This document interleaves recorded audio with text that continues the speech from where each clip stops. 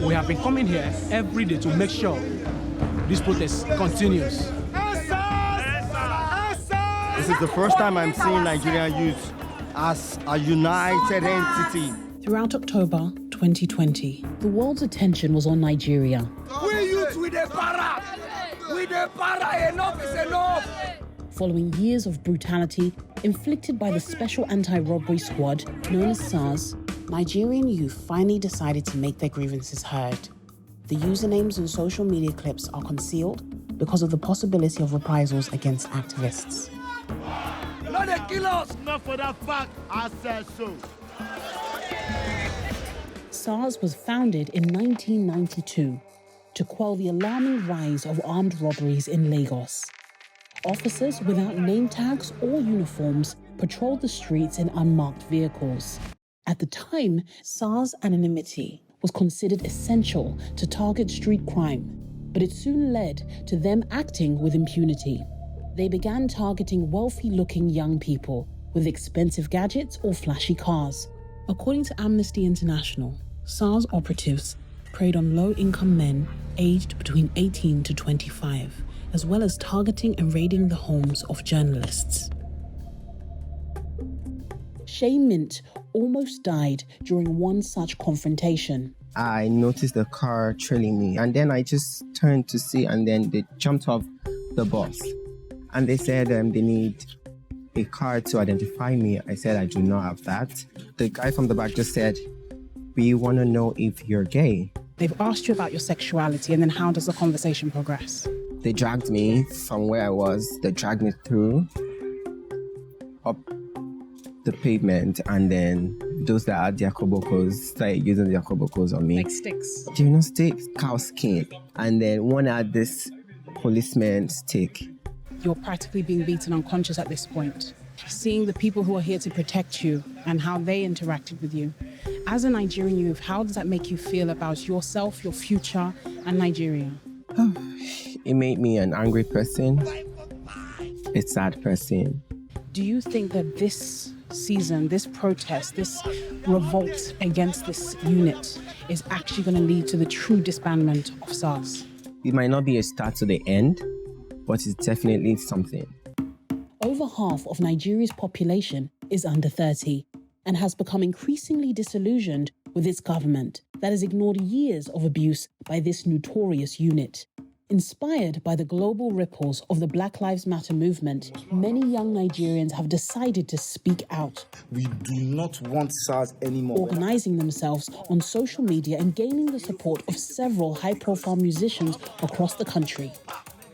As thousands took to the streets, the government took notice, leading President Buhari to address the nation and pledge the disbanding of SARS. The disbanding of SARS is only the first step in our commitment to extensive police reform. However, despite this concession, protests have continued, with demands for further reform, including the release of arrested protesters, compensation for victims, and the retraining of the SARS operatives.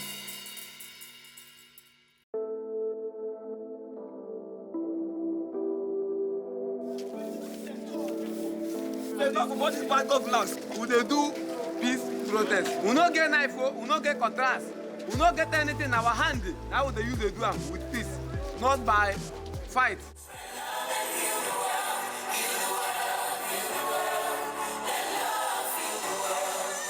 As crowds gathered on October the 20th, the Lagos state governor issued a citywide curfew.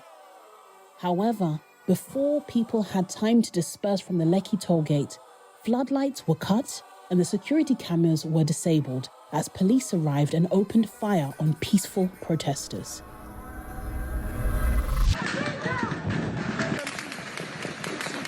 Everyone sit down, sit down, sit down.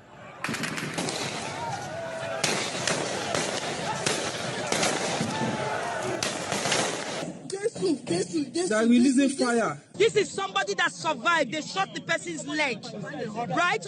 This one survived. Other people they've been shot and killed. According to Amnesty International, at least 12 people were killed. Witnesses claim that the Nigerian army took away some bodies and prevented ambulances from gaining access to the wounded. Talk. I mean, not give you a seat. So now, I mean, not allow you pass. I mean, not allow you do a seat. They're not allowing to pass, Abby. Angry protesters retaliated by setting fire to various landmarks across the capital. As Lagos burned, President Buhari addressed the nation for a second time. Hello, Nigerians. It has become necessary for me to address you, having heard from many concerned Nigerians and having concluded a meeting with all the security chiefs.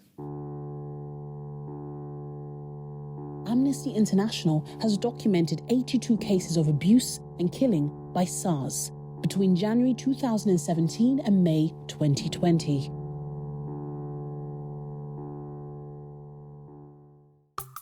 For survivors like Tomori Emmanuel, these protests provided an outlet for his frustration. Okay, actually it was like a normal day. You know, I left the office very late. The following day was actually October 1st, Nigeria's independence. So along the way, I picked up a friend of mine. We were in the car, then we got to this roadblock, like a checkpoint. They asked us to park. So as I was parking, we just heard the gunshot twice. The third shot right now came through the boot of my car. Right. And hit my hand. Is it okay if I sit? Yeah, it is. This is the point of the bullet. It actually pierced the artery. I came down instantly, me and my friend, we came down, we ran towards them like, officer, I've been shot. And all of a sudden they took off as if we are now the one that shot at them. It was right in front of their police station. And which police station did you describe it? Dokpemu. Some of the officers, they came out and they were like asking questions. Why did they shoot me? Who am I? And am I an armed robber or something like that? And they eventually took us in because they saw how the blood was gushing out. Yeah. And they took us in. They wrote police reports, a report about what actually happened before they took me to the hospital. But during those periods, I actually fainted because I was losing blood. Yeah. And I think I went into this state whereby I think I can call it near-death experience. Right. And coming back from there was the noise outside about people that were now coming out to, complain about the police personnel that have been disturbing the peace since like 8 in the evening. They said they've been drinking local herbs and alcohol, celebrating Nigeria, which the independence is still the following day. You understand? So that was how I got to know that those guys have been drunk before I get to that particular checkpoint. After weeks of speaking to the police, I was finally granted access to a SARS operative in Lagos who has agreed to speak to me under the condition of anonymity for fear of reprisal. So we got a call that someone's willing to speak to us from the SARS unit, and we're going to find out a bit more about how the unit is run. So how long have you been in action as a SARS operative? I've worked as a SARS operative for about 5 years now. So in that 5-year period, has there ever been a situation where you've illegally detained a youth or asked for a bribe or just targeted or attacked someone for the wrong reason? For me, I won't say it's what I'm doing is wrong because we are trained to get potential suspect and detain them for questioning. And sometimes when you see these youths, they are very difficult in terms when you catch them. So you have to sometimes beat them to get something information from them and so on. But I've not killed anybody before. Who has given you the right, though, to beat another human being? Was that an instruction you were given from your senior? Is that how you're trained? How does it work? No. Just that this is Nigeria. The youths are very difficult. If you don't, there's not how you talk to them and they will tell you the truth. You have to beat them very well, hit them, and get those information from them. Over the years, we've seen numerous accounts of the SARS unit being disbanded. In this current season, they are now saying they have not only disbanded the unit, but they're looking at renaming it SWAT.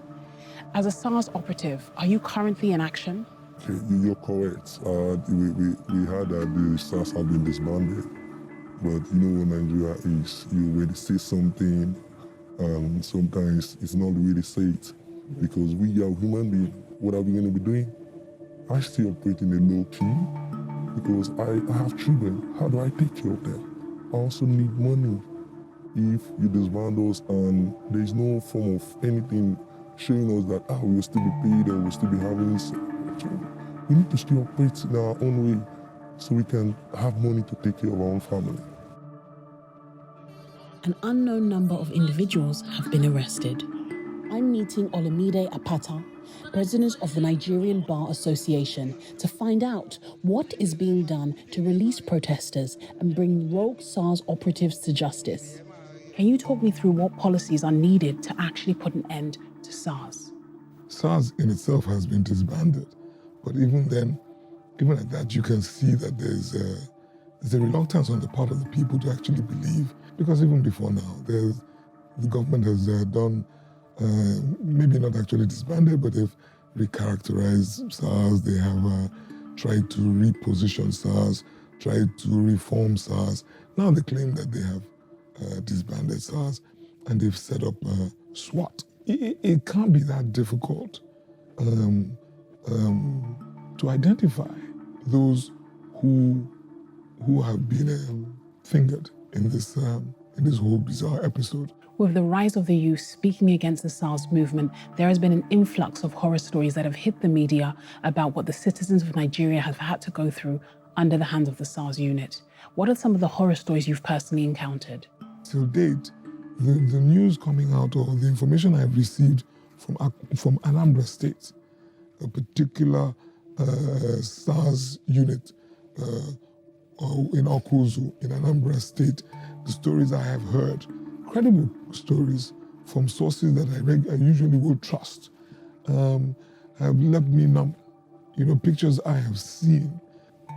What do you think the main reasons for why the unit of SARS has not been disbanded over the years, despite the numerous announcements from the government that it had in fact been disbanded? It's a known fact. Everybody knows that they have become brigands, actually, quite a number of them. So, but for me, what it just shows me, or what it indicates, is that our leaders, and including those who lead the police, do not feel accountable, do not consider that they are answerable to the people. And so, which is why there are the cosmetic changes that have been put in place before now. The EndSARS protests have expanded to include calls for more than just an end to police brutality. They are now targeting government corruption and the rising unemployment, which has tripled over the past 5 years. The movement has transcended class and religion, bringing people together for a united call for change, demanding that leaders deliver on their promise for a better Nigeria.